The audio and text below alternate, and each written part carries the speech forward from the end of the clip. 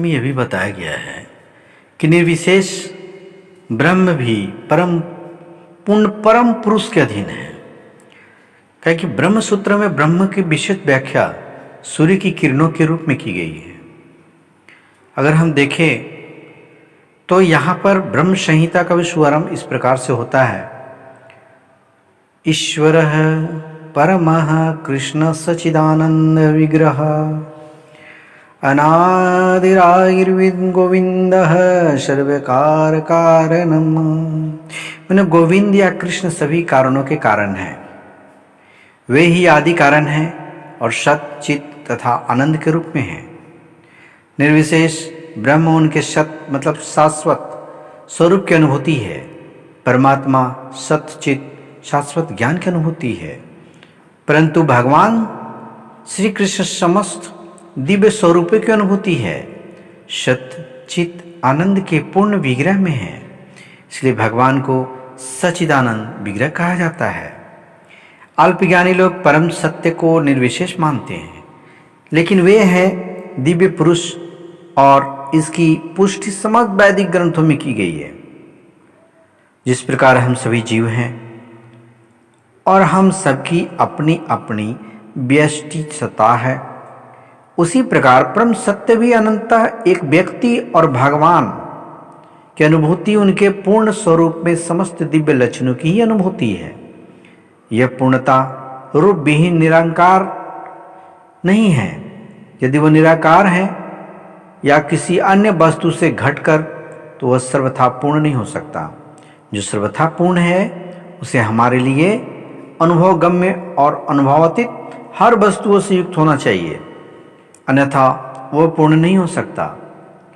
पूर्ण भगवान में अपार शक्तियां हैं। श्री कृष्ण किस प्रकार अपनी विभिन्न शक्तियों द्वारा कार्यशील और इनकी व्याख्या भगवत गीता में बहुत ही अच्छे तरीके से वर्णित है। यह दृश्य जगत, भौतिक जगत जिसमें हम रह रहे हैं, यह भी स्वयं में पूर्ण है, क्योंकि जिन 24 तत्वों से यह नश्वर ब्रह्मांड निर्मित है, वह सांख्य दर्शन के अनुसार इस ब्रह्मांड के पालन तथा धारण के लिए अपेक्षित संसाधनों से पूर्णतः समावित है। ना तो कोई विजातीय तत्व है, ना ही किसी की आवश्यकता है।